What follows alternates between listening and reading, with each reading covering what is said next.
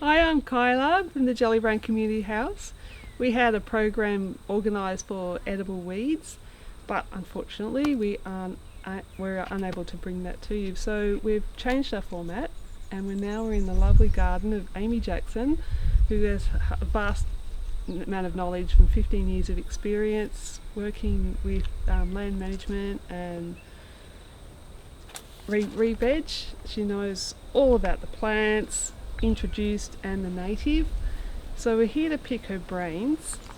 We're talking about edible weeds in particular, and I'm hoping that we can gain some amazing knowledge and some recipes. So introducing Amy Jackson. Hi, yeah, thanks Kyla. We're here on this, it's kind of like a mini farm. It's only a 1/4 of an acre block where I have my garden.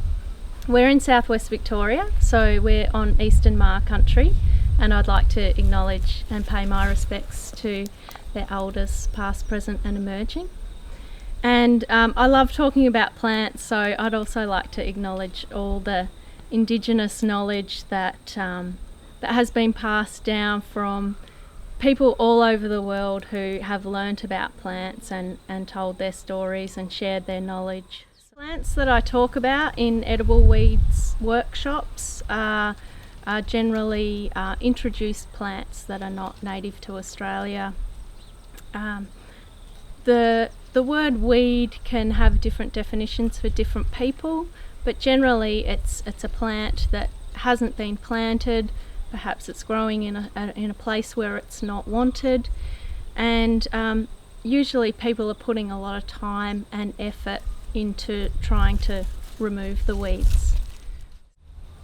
So I'm encouraging people to learn a little bit more about plants that occur around them and shift their perspective away from how to remove weeds more to what can this plant do to benefit me. Is it a food? Is it a medicine? Perhaps it has other benefits for the garden, like attracting pollinators or insects or helping to condition the soil. Often it's harder work to dig these plants out and remove them than it is to just learn about what they can offer us. There's so many different reasons why this is quite important knowledge to have, and probably the number one reason why you should learn how to eat weeds is because they're free and they're all around us, and they are a resource that's just waiting to be tapped into. I have been eating weeds for a few years. I love foraging, I love gardening, and something that has been on my mind for a few years is these issues around food security and resilience. At the moment we're seeing interruptions in our food supply and issues of food security becoming more and more of a focus. I'm sure people have been feeling a little bit anxious about empty supermarket shelves and just not being sure if they'll be able to supply the food that they're used to consuming, if they'll be able to keep sourcing that. So this is a way of becoming more resilient and being able to rely less on the industrial food system and rely more on yourself, what you can grow, what you can forage, what you can get from the wild for free.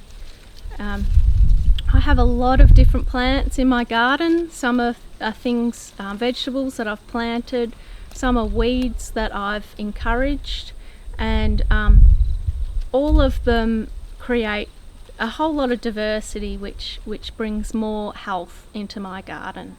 So a more diverse system is more resilient to pests and diseases. It creates a more functioning system, and that relates to the same way that we add diversity into our diet. So the more plants and diversity of foods that go into my gut, that's creating a more healthy and resilient system. I'm medicating myself with the food. It's a preventative medicine, and I'm becoming more resilient to being able to have a stronger immunity and fight diseases and illnesses. So the environmental benefits of eating weeds are huge.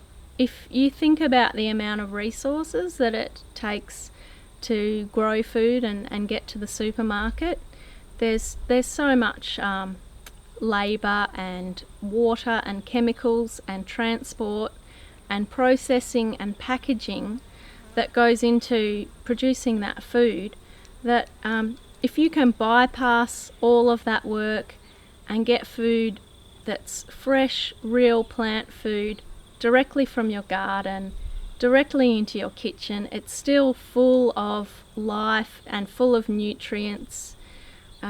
You're getting that straight into your system, and you're not having to worry about who grew it, how it was grown, what sort of packaging it was wrapped up in when you bought it.